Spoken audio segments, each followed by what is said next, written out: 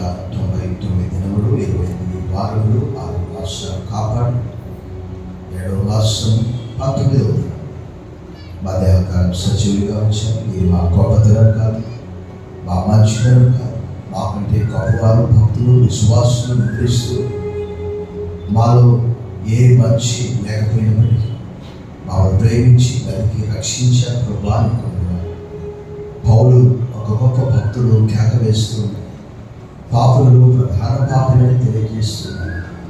అయ్యో నేనెంత దౌర్భాగ్యుడు, వీటి మరణంలో నా శరీరం నుండి నన్ను విడిపిస్తాడు అంటున్నాడు. అవునా, పాపం నుండి శాపం నుంచి విడిపించాడు. నాలో ఏ మంచి లేకపోయినప్పటికీ మీరు మమ్మల్ని ప్రేమిస్తున్నారు. ప్రభావాన్ని ఈ దినం మమ్మల్ని ప్రేమించి మరొక మంచి ఆదివారం ఆరాధన మాకు బహుమానంగా దయచేసేందుకు బదులు చేస్తాం.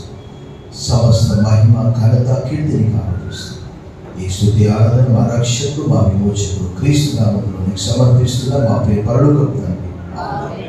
దయచేసి కూర్చోండి. Please visit welcome to this Telugu Baptist చేస్తారు సర్వీస్. ఈ ఉదయకాల ఆరాధన గురించి ఉన్నదని ప్రేమకు ఆహ్వానిస్తున్నా. Greet you all in the name of our Lord and Savior Jesus Christ. ప్రభువు రక్షకుడైన యేసుక్రీస్తు వారి దివ్య శుభ శక్తిగల నామములో మీ అందరికీ శుభములు సమాధానం కలుగును గాక. మీరందరూ క్షేమం తలస్తూ మీ కొరకు ప్రార్థిస్తున్నాము. ప్రభునందు మీకు ప్రియులారా, మీకు ఏదైనా ప్రార్థన అవసరం ఉంటే మాకు తెలియజేసినట్లా తప్పకుండా మా వ్యక్తిగత కుటుంబ సంఘ ఆరాధన ప్రార్థనలో మేము ఖచ్చితంగా వాటిని ఇంక్లూడ్ చేస్తాం. మీరందరూ క్షేమం తలస్తూ ఈ దినం లేఖన భాగం మనం చదువుకున్నాం. ఈ దినము ఒక సిగ్నిఫికెంట్ డేగా నేను గమనించాను. 365 రోజుల్లో ఈరోజు ఆ 365లో ఈ దినం సంఖ్య ఎంతంటే 200. బిగ్గరగా చప్పట్లు కొట్టి ప్రభువుని మహిమపరచాలి బిగ్గరగా. సో ఇంకా మన ముందు 165 రోజులు ఉంటున్నాయి. కీర్తనకారుడు అంటాడు 90వ కీర్తన 12వ వచనంలో, మాకు జ్ఞాన హృదయం కలుగునట్లుగా చేయి, మా దినములు లెక్కించడం మాకు give us wise heart so that we may count our days. Teach us to count our days. ఈ దినం మనందరినీ ప్రభు జ్ఞాపకం చేసుకున్నాడు. ఒక లేఖన భాగం చదివి నేను విశ్వాసానికి సంబంధించినటువంటి ఒక పాట కొన్ని చరణాలు పాడతాను. రాజులు 2వ గ్రంథము 7వ అధ్యాయం మనం చదువుకున్నాము. సెకండ్ బుక్ ఆఫ్ కింగ్స్ రాజులు 2వ గ్రంథము 7వ అధ్యాయము మనం అందరం కలిసి 19వ వచనాన్ని చదువుకొని ఈ యొక్క విశ్వాసానికి ఈ దినము దానికి ఒక టైటిల్ పెట్టుకోవచ్చు, ఏంటంటే అవిశ్వాస పాపం. చాలా మంది పాపం అనుకుంటారు, పాపం అంటే కత్తి తీసుకొని ఎవరినో మనం కసపిస పొడి చేస్తే అది పాపం అని అనుకుంటారు. కానీ అపనమ్మకము అవిశ్వాసం అనేటివి కూడా చాలా భయంకరమైనటువంటి పాపము అనేది ఇక్కడ మనకు దాగి ఉన్నది. క్రైస్తవ జీవితంలో అవిశ్వాసానికి అపనమ్మకానికి ఎక్కడ కూడా చోటు లేదు. 7వ అధ్యాయం 19వ వచనంలో అందరికీ చదువుదాం. ఆ అధిపతి యెహోవా ఆకాశమందు కిటికీలు తెరిచినను అది జరుగునా అని ఆ దైవజనుతో చెప్పగా, అతడు నీవు కనులారా చూచెదవు కానీ దాన్ని తినకపోదు అని ఆ అధిపతితో, ఆ అధిపతి రాజులు 2వ గ్రంథంలో అనేకమైనటువంటి అద్భుతాలు మనం చూస్తాం. ఎలీషా అందరూ చూస్తుండగానే అగ్ని రథములు గుర్రముల ద్వారా ఆకాశానికి మరణం లేకుండా ఒక వ్యక్తి హనోకు, 2వ వ్యక్తి ఏలియా. 2వ అధ్యాయం రాజులు 2వ గ్రంథం 2:11 ఆ విషయం రాయడం. ఆయన ఎన్నో గొప్ప కార్యాలు చేశాడు. ఆయన తర్వాత ఎలీషా కూడా ఈ మొదటి అధ్యాయం నుంచి చాలా అద్భుతాలు చేశాడు. ఇక్కడ రాజు యెహోరాము ఉంటున్నాడు. యెహోరాము దగ్గర ఈ అధిపతి ఉంటున్నాడు. ఈయన ఎవరంటే చూడండి, అక్కడ ఇతను ఎవరో ఒకసారి మనం 7వ అధ్యాయం 2వ వచనం చూద్దాం.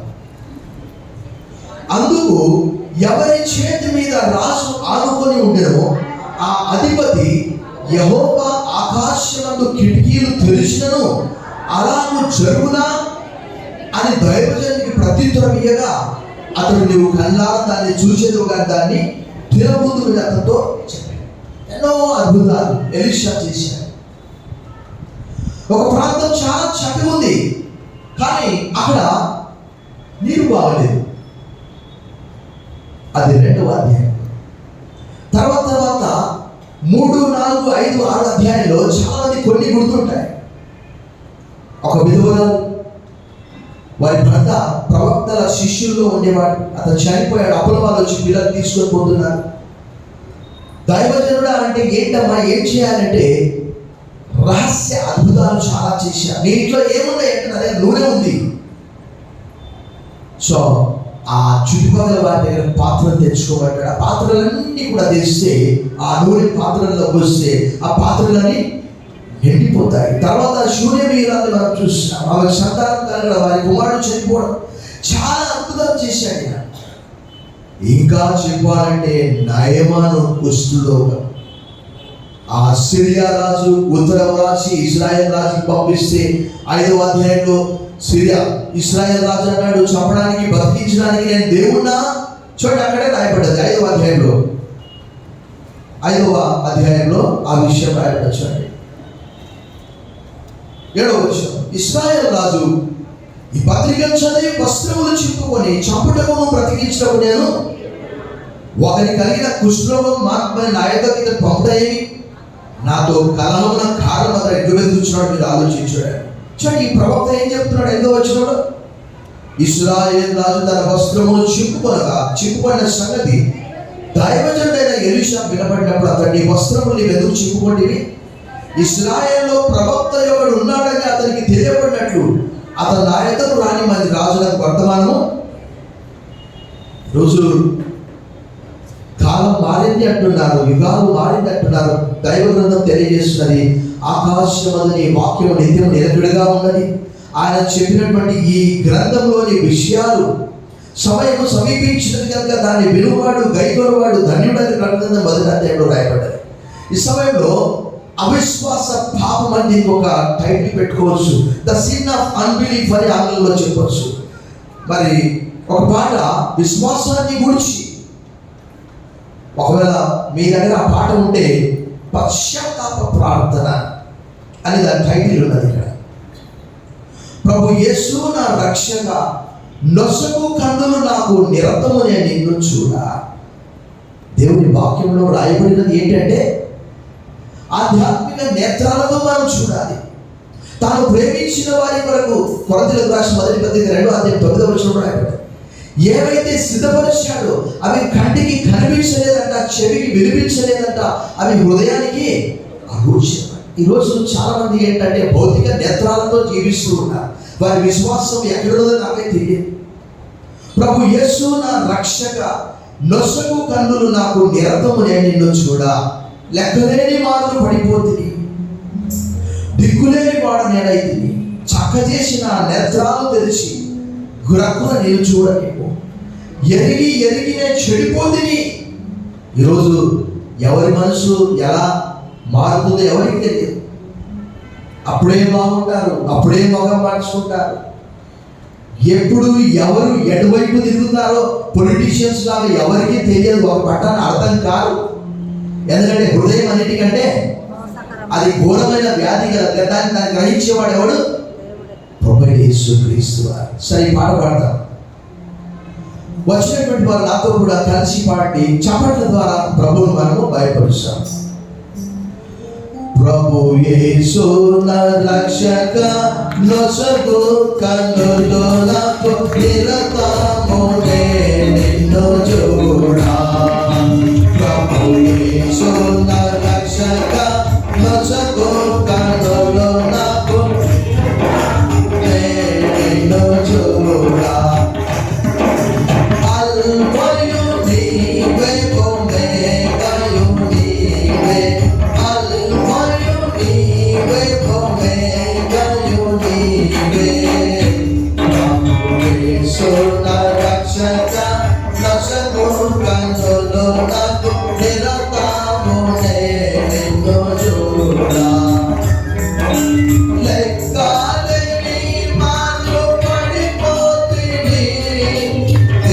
చెప్పుకోలేని మాట నేనైతిని. లెక్కలేని మార్లు పడిపోతిని. చెప్పుకోలేని మాట నేనైతిని. చక్రాలేసిన నేత్రాలు తెరచి బ్రతుకున్న నిన్ను చూడలేను. చక్రాలేసిన నేత్రాలు తెరచి బ్రతుకున్న నిన్ను చూడలేను. ప్రభువే యేసు నా రక్షక, రక్షకు కన్నులు నాకు నిరతము నిన్ను చూడ. ఎరిగి ఎరిగినే చెడిపోతిని. యేసుని మాయము రేపెతిని. ఎరిగి ఎరిగినే చెడిపోతిని. యేసుని మాయము రేపెతిని. మోసపోయినే దృష్టి దొరకితే దాసోటనను దానిలో. మోసపోయినే దృష్టి దొరకితే దాసోటనను దానిలో. యేసు నా రక్షక, రక్షకు కన్నులు నాకు నిన్ను చూడ. విశ్వాసకర్త ఓ యేసు ప్రభు, కొనసాగించు మాట యేసు ప్రభు. విశ్వాసకర్త ఓ యేసు ప్రభు, కొనసాగించు మాట యేసు ప్రభు. వినయముతోనే నీ వైపు చూచుచు విసుగాక పరుగెత్తలేను. వినయముతోనే నీ వైపు చూచుచు విసుగాక పరుగెత్తలేను. ప్రభువే యేసు నా రక్షక, కన్నులు నాకు నిరతము నిన్ను చూడ. అల్ఫయు నీవే, ఒమేగయు నీవే. అల్ఫయు నీవే, ఒమేగయు నీవే. ప్రభువే యేసు నా రక్షక, రక్షకు కన్నులు నాకు నిరతము నిన్ను చూడ. ప్రభునందు వెకిలి ప్రియులారా, కాలాలు మారిన, యుగాలు మారిన, మన విశ్వాస వీరుల పట్టికను మనం చూస్తాం. ఇక్కడ ఈ వ్యక్తి అధిపతి, రాజు దగ్గర ఉన్నటువంటి వ్యక్తి దైవజన్ యొక్క మాట నమ్మట్లేదు. మనం చూస్తాం అవిశ్వాసం అనేది ఎలాంటిది అని అంటే, నేను వేగంగా వెళ్ళిపోతాను మనకున్న సమయాన్ని బట్టి. అపొస్తలుడైన పౌలు ఒక మంచి మాట అన్నాడు. ఏమంటే, విశ్వాస మూలము కానిది ఏదో అదే పాపం. రోమీయులకు రాసిన పత్రిక 14:23 రాయబడింది. ఇక్కడ ఈ వ్యక్తి నమ్మట్లేదు. ఇందాక నేను చెప్పినట్టు అనేకమైనటువంటి అద్భుతాలు, ఆశ్చర్య కార్యాలు ఇతడు మాత్రమే కాదు, ఇశ్రాయేలీయులు మనం చూస్తూ ఉన్నాము. ఎర్ర సముద్రాన్ని 14వ అధ్యాయంలో 2 పాయలుగా చేశాడు. 15వ అధ్యాయంలో అలా ముందుకు వచ్చారో లేదో, మాకు నీళ్ళేవి అని 17వ అధ్యాయంలో మోషేను రాళ్ళతో కొట్టి చంపి మరలా తిరిగి ఐగుప్తు ఎంతసేపు ఉన్నా పాపమే బాగుండే. ఈ యేసు ప్రభు దగ్గరికి వస్తే ఒక సినిమా లేదు, ఒక షికారు లేదు, ఒక ఎంజాయ్మెంట్ లేదు అని అనుకునేవారు కూడా లేకపోలేదు. ఎందుకు ఆదివారం వచ్చిందిరా నాయన? ఈరోజు ఎంతమంది లేరండి? ఎంతమంది విశ్వాసులు ఉన్నారు? విశ్వాస వీరుల పట్టికలో దైవ గ్రంథంలో రాయబడి ఉన్నది. There are books and there is a book. పుస్తకాలు ఉన్నాయి, ఒక పుస్తకం ఉన్నది. What does it mean? ప్రభువైన యేసు క్రీస్తును ఆయన నా రక్షకుడని, ఆయన నా పాపాల కొరకు కలువరి శిలువలో చనిపోయాడని. మత్తయి సువార్త 20:52 ఆయన శిలువ వేయబడినప్పుడు దేవాలయం తెర పైనుంచి కిందికి చిరిగింది, బండలు బదలైపోయాయి, భూమి వణిగింది. సమాధుల్లో నుంచి అనేక మంది పరిశుద్ధులు బయటికి వచ్చారట. 27:52. ఈరోజు అనేక మంది తల కోసి ముందు పెడితే ఎండాకాలంలో కోసుకునే పుచ్చకాయ అండి, ఇది చాలా చక్కగా ఉంది అనే వారు లేకపోలేదు. ఏదైనా వివాహం కాకపోతే వెంటనే ఒక సోది చెప్పే వారి దగ్గరికి వెళ్ళాలి, పేరు బలం కొరకు వెళ్ళాలి. అంటే ఇటు క్రైస్తవ విశ్వాసం దేవుడు వివాహాన్ని జరిగిస్తాడనే నమ్మకం లేదు. ఇక్కడ రాజులు 2వ గ్రంథం 1వ అధ్యాయంలో అహాబు కొడుకు ఒక రాజు ఉన్నాడు, అహజ్యా. బాగా తాగి విధవిలిచి కింద పడిపోతాడు. పడిపోయి ఎక్రోను దేవత దగ్గరికి, బయల్జెబూబు దగ్గరికి దూతలను పంపిస్తాడు. ఎలీషా ఎదుర్కొంటాడు. ఏమయ్యా, ఇశ్రాయేల్లో దేవుడు లేడా నీకు? కింద పడ్డా వాళ్ళ కష్టం పో. అదే విషయం పోయి రాజుతో చెప్తే రాజు అంటాడు, ఏమయ్యా తిరిగి వచ్చాడంటే, అయ్యా ఒక ఆయన ఎదురయ్యాడు, ఎలా ఉంటాడంటే గొంగళి వేసుకున్నాడు. మరలా అదే మాట చెప్తాడు. అంటే చూడండి, ఈరోజు యేసు ప్రభువు వారు తెర చిరిగిపోవడానికి గల కారణం ఏంటంటే నీకు సిలువకు మధ్యలో ఉన్నటువంటి అవిశ్వాసాన్ని తీసివేయడానికి. మోషే, అహరోను ఎంత గొప్ప నాయకులు, దేవుని పరిశుద్ధతను నమ్మలే. సంఖ్యాకాండ 20వ అధ్యాయంలో దేవుడు అన్నాడు, నా పరిశుద్ధతను నేను నమ్ముకోలే. వారు వాగ్దానంలో ప్రవేశించలేకపోయారు. There are books, there is a book, అది చెప్తూ మధ్యలో ఆపేశారు. ప్రభువైన యేసుక్రీస్తును తమ స్వంత రక్షకునిగా ఎవరైతే అంగీకరిస్తారో వారు పుట్టినప్పటి నుంచి కీర్తనకాడు కీర్తన అంతట్లో నా బాల్య పాపములను జ్ఞాపకం చేసుకున్నందుకు ప్రభువా అని అంటాడు. నా బాల్య దినములందు నేను చేసినవన్నీ కూడా జ్ఞాపకం చేసుకోవద్దని అంటాడు. పుట్టినప్పటి నుంచి ప్రభువైన యేసుక్రీస్తును అంగీకరించే వరకు అతడి లేక ఆమె తప్పిదములన్నీ కూడా ఒక గ్రంథంలో భద్రపరచబడి ఉన్నాయి.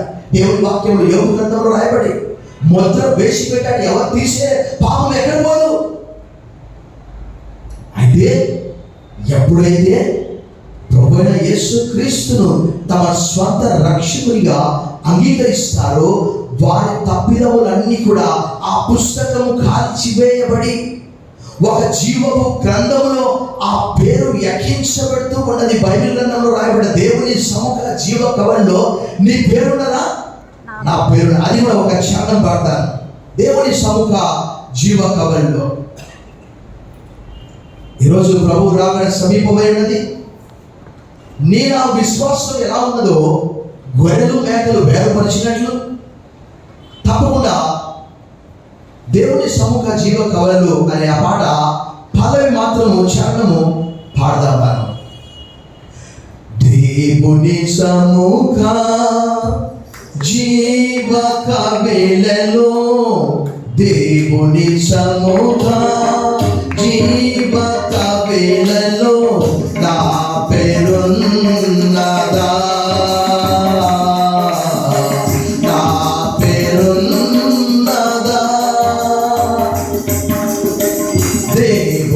సముఖ జీవ కవలలో, దేవుని సముఖ జీవ కవలలో నా పేరున్నదా.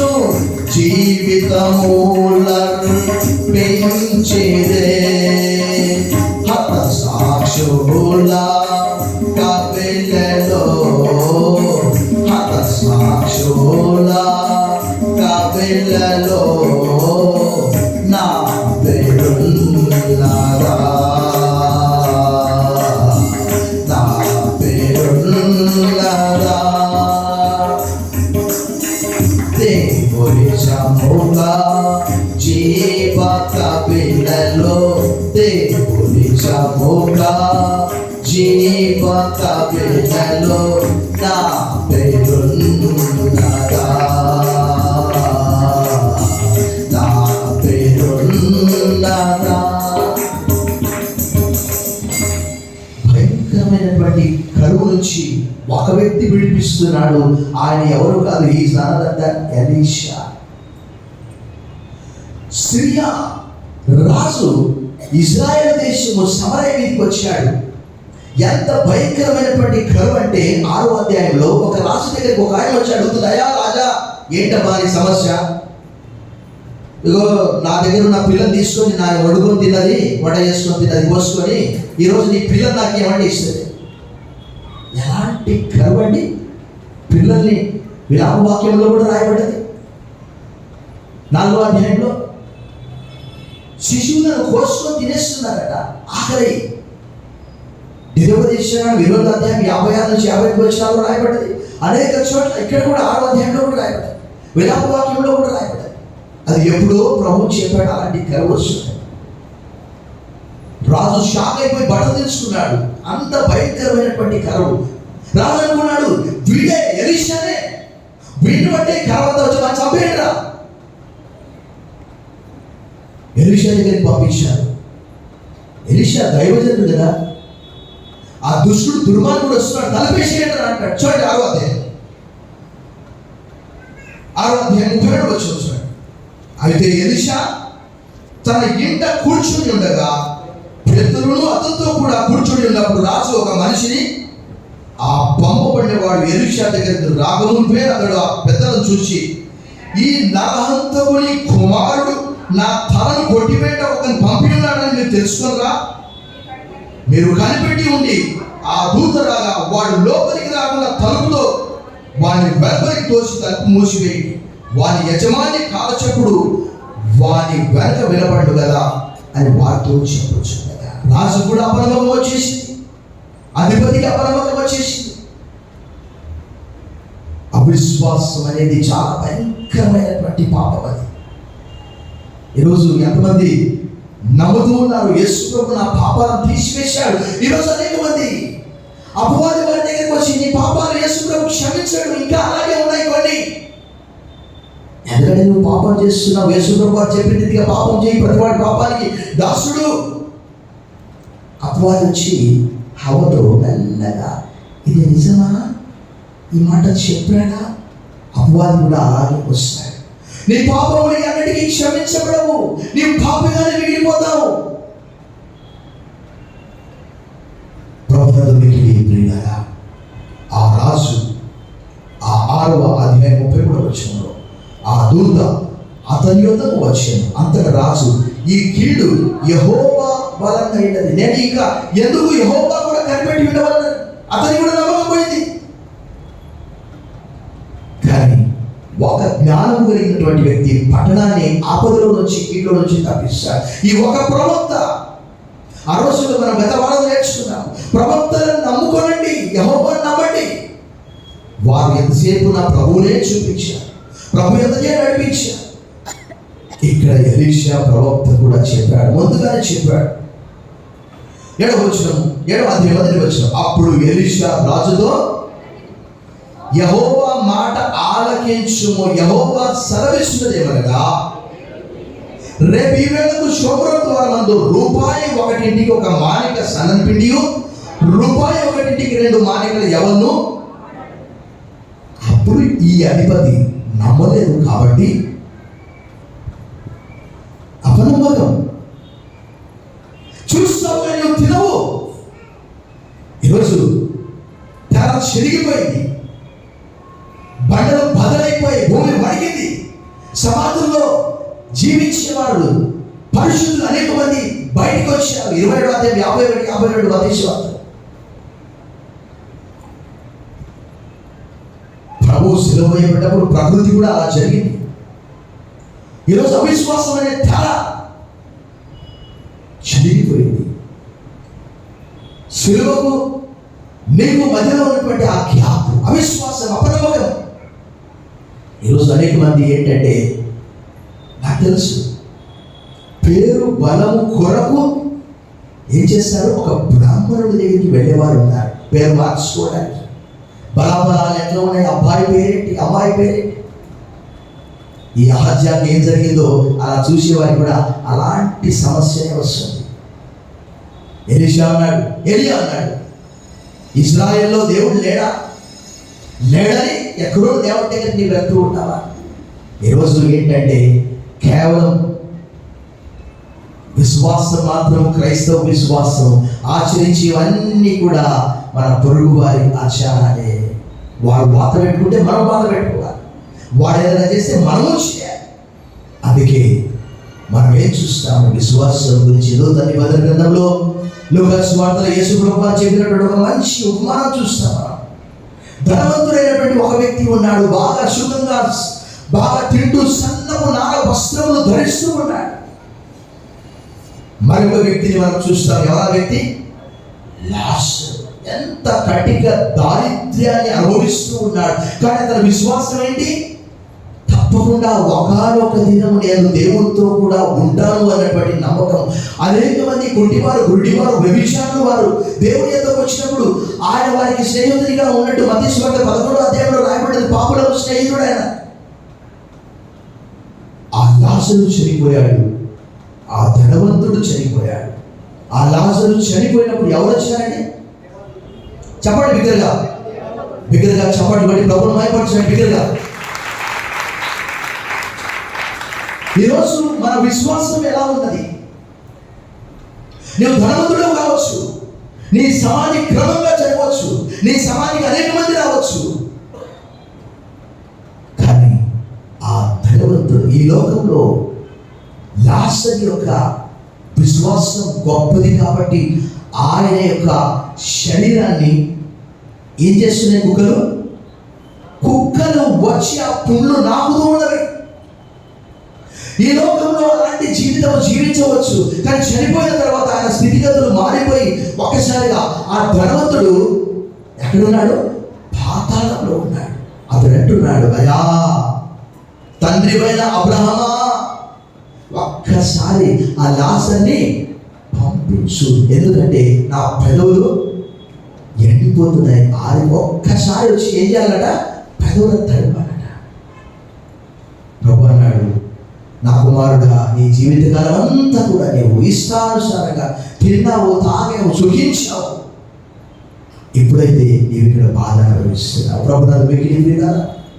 ఇశ్రాయేలీలో కూడా అనేక మంది బైబిల్ గ్రంథంలో రాయబడింది. అక్కడ నిర్గమకాండం 12వ అధ్యాయంలో వారి సంఖ్య స్పష్టంగా రాయబడింది. 6 లక్షలు అనే మాట రాయబడింది. కానీ ప్రవేశించిన వారు కొంతమంది. కారణం ఏంటంటే ఆటంకం అనాకీయులు కాదు, ఆటంకం యోర్దాను నది కాదు, ఆటంకం ఎర్ర సముద్రం కాదు, వారిలో అనేకులు నమ్మనందున. ఒక్కసారి మనం యూదా పత్రికలోని యేసుక్రీస్తు సహోదరుడు యూదా చెప్పినటువంటి ఆ మాట మనం చదువుతాం. యూదా పత్రికలోని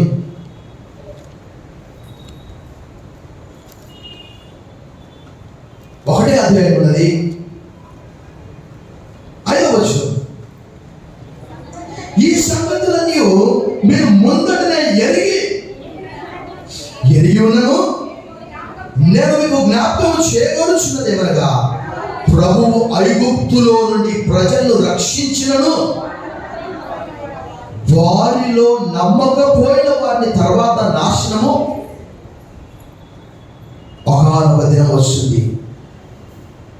వారు ఎవరైనా కావచ్చు, వారు ధనవంతులు కావచ్చు, వారు బీదలు కావచ్చు, వారు స్వతంత్రులు కావచ్చు, వారు దాసులు కావచ్చు.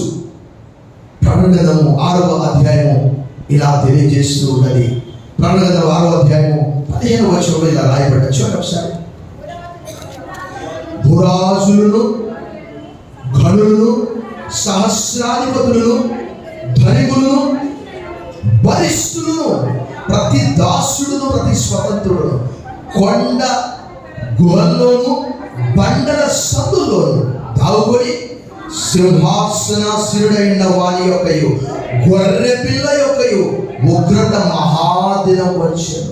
దానికి తాళజారిన వాడు మీరు మా మీద పడి ఆయన సన్నిధికి గొర్రె పిల్ల ఉగ్రతను మమ్మల్ని మరుగు చేయడానికి పర్వతములతోనూ బండతోనూ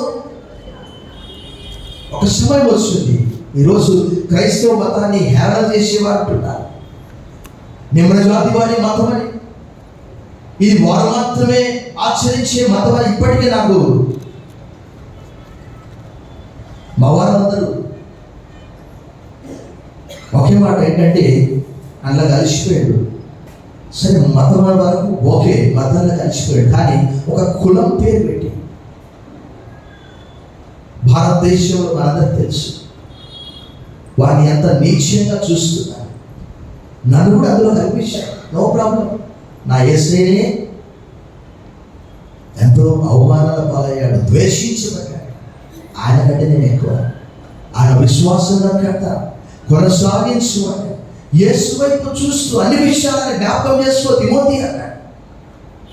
ఒక సమయం వస్తుంది, ఆ సమయంలో ఈరోజు దేవుని వాక్యంలో రాయబడింది. యోహాను సువార్త 3వ అధ్యాయంలో యేసు ప్రభువు వారు ఒక చక్కటి మాట తెలియజేశాడు. 19వ వచనం చూడండి. Gospel according to St. John chapter 3 verse 19. ఆ తీర్పు ఇదే, ఏంటన్నది? వెలుగు లోకములోనికి వచ్చెను, కానీ తమ క్రియలు చెడ్డమైనందున మనుష్యులు దేని ప్రేమిస్తున్నారట? వెలుగును ప్రేమింపక చీకటినే ప్రేమించారు. మనిషి అంటే ఎవరికి ఇష్టం ఉండదు. చీకట్లోనే అన్ని జరిగేది, ప్రతిదీ కూడా అంత చాటు ఉంటే చాలు, అన్ని పనులు జరిగిపోతాయి, చేయవలసిన అయిపోతాయి.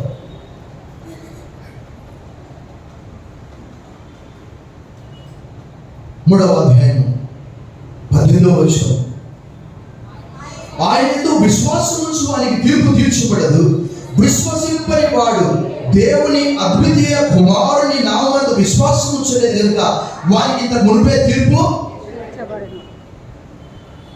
ఎవరే కాదు. అవిశ్వాసం అనే ఆ భయంకరమైనటువంటి పాపం. అక్కడ అధిపతిని మనం చూసాం, ఆ రాసుని మనం చూసాం. దైవజనుడు ఎలా చెప్తే అలాగే ఆ కరువంతా కూడా అద్భుతంగా దేవుడు ఏం చేశాడు తెలుసా? ఆ 7వ అధ్యాయంలోని సారాంశం ఒక్క మాటలో దేవుడు ఒక శబ్దం పంపించాడట. ఏంటంటే పెద్ద సైన్యం వస్తున్నట్టు. అక్కడ ఉన్నటువంటి వారందరూ సిరియన్లు ఏం చేశారు? సమరయకు వచ్చి యుద్ధం చేయడానికి సిద్ధపడినటువంటి వారందరూ పెద్ద సైన్యం వస్తుందని చెప్పి ఉన్నవాటిని అక్కడ ఉన్నటువంటి అన్ని విడిచిపెట్టేసి, ఆహారము, వెండి, బంగారు అన్ని కూడా విడిచిపెట్టేసి పారిపోయారు. 4 కుష్ఠరోగులు ఏం చేశారు? అయా కరువు భయంకరంగా ఉంది, ఆ సిరియన్ల దండలోకి వెళ్దాం, చస్తే చస్తాం, ఒకవేళ అక్కడ బతికితే బతాం. అక్కడికి వెళ్ళి చూసి ఆ వార్త తీసుకొచ్చి ఇక్కడ పట్టణంలో, సమరయ పట్టణంలో అందరికీ తెలియజేశారు. అప్పుడు ఆ కరువంతా కూడా ఎలీషా ప్రకటించిన రీతిగా భయంకరమైనటువంటి కరువు. ఇందాక చెప్పారు, మనిషి వండుకొని తినే కరువు. ఎప్పుడు కూడా ఎల్నినే ప్రభావంతో, ఎల్నినో అనగా సముద్రంలో నీరు వేడెక్కడము, దాని ద్వారా వర్షాలు సరిగా కురవట్లేదు, భయంకరమైనటువంటి వేడి. ఇది సెకండ్ సమ్మర్ లాగా ఉన్నది, అనేక చోట్ల పంటలు పండట్లేదు. ఇవన్నీ కూడా ప్రభు రాకడకు సూచనగా మనం చూస్తున్నాం. ప్రభువునందు మీకు ప్రియులారా, ఈ ఉదయకాలం యూదులు, ఇశ్రాయేలు కూడా ప్రభువు విశ్వసించలేదు కాబట్టి 2వ ప్రపంచ యుద్ధంలో హిట్లర్ అనే ఆ జర్మన్ నియంత ఏం చేశాడు? 60 లక్షల మందిని ఏం చేశాడు? ఊచకోత కోశాడు. అందుకే పౌలు గారు వారి గురించి తెస్సలోనికీయులకు రాసిన 1వ పత్రిక 2వ అధ్యాయంలో వారు నమ్మలేదు కాబట్టి వారికి జరిగే ఆ ప్రక్రియను స్పష్టంగా చెప్తున్నాడు. 2వ అధ్యాయము తెస్సలోనికీయులకు రాసిన 1వ పత్రికలో ఏం చెప్తున్నాడు చూడండి, 15-16 వచనం. ఆ యూదులు తమ పాపములను ఎల్లప్పుడూ సంపూర్తి చేయుటకై ప్రభువైన యేసును ప్రవక్తలను చంపి మమ్మను హింసించి అన్యజనులు రక్షణ పొందుటకై వారితో మేము మాట్లాడకుండా మమ్మల్ని ఆటంకపరచు. దేవునికి ఇష్టలు కాని వారు మనుషులందరికీ విరోధులై ఉన్నారు. దేవుని ఉగ్రత తుదముట్ట. వారు 1948 వరకు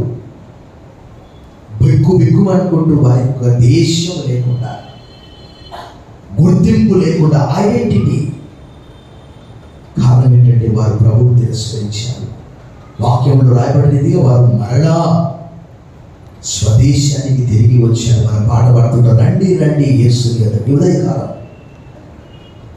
రాజుల గ్రంథంలో కావచ్చు, నూతన నిబంధన గ్రంథంలో కావచ్చు, క్రైస్తవ జీవితంలో పరలోకం ఉన్నదా అంటే ఉన్నది, లేదు అంటే లేదు. ప్రభువైన యేసుక్రీస్తు వారు మనందరి కొరకై కలవరి శిలువలో చనిపోయి సమాధి చేయబడి తిరిగి లేవబడ్డాడు. కారణం ఏంటంటే మన తప్పిదములన్నీ కూడా తీసివేయడానికి. పడవడికి దూరం ఎంత దూరమో మన అతిక్రమణ అంత దూరపరిచినట్టు రాయబడి, నేనే నా చిత్తానుసారంగా మీ అతిక్రమం తుడిచివేయించున్నాను, I blot out your sins అన్నాడు. 43:25 వచ్చినప్పుడు ఈ ఉదయకాలం ఆ రోజు ఇశ్రాయేలీయులు నమ్మనందున చూసాము. యూదా పత్రిక 10:5 వచ్చినప్పుడు వారు అనేక మంది వారు ఏం చేశారట, నశించిపోయారట అరణ్యంలో. మరి ఒక భక్తుడు అంటున్నాడు ఏంటంటే, మోషే అహరోనులు ఆ అరణ్యంలో వారు చనిపోయారు, ఎటు చూసినా ఎముకలే, గుడ్డల కొద్దిగా శవాలు, రోజు శవాలే. ఒకరోజు కాదు, 2 రోజులు కాదు, ఎంతమంది? లక్షల మంది, 6 లక్షల మంది. కానీ వాగ్దానంలో భూమిలో ప్రవేశించింది కొద్దిమంది మాత్రమే.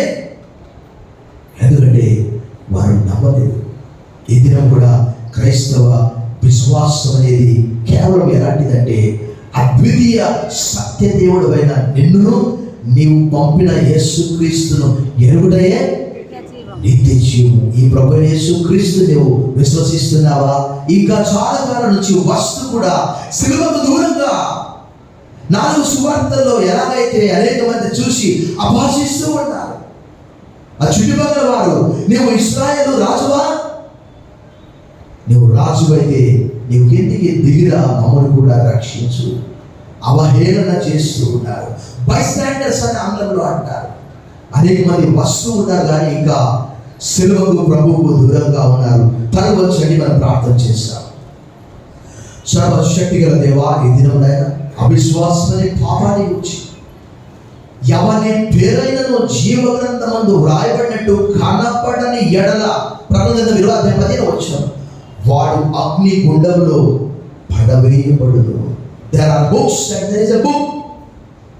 ఆ జీవ గ్రంథములో విశ్వాస వీరుల పట్టికలో, నీతిమంతుల పట్టికలో మా పేరు ఉన్నదో లేదో మేము ఎలా విశ్వసిస్తున్నాము? మారుతున్న టెక్నాలజీ అవన్నీ కూడా చూస్తూ ఉన్నప్పుడు నిజంగా ఇవన్నీ ఉన్నాయా? పరలోకం ఉన్నదా? నరకం ఉన్నదా? ప్రభు నా కొరకు చనిపోయాడా అన్నటువంటి సత్యాన్ని గ్రహించడానికి సహాయం చేయమని యేసు నామములో ప్రార్థిస్తున్నాం తండ్రి. ఆమేన్.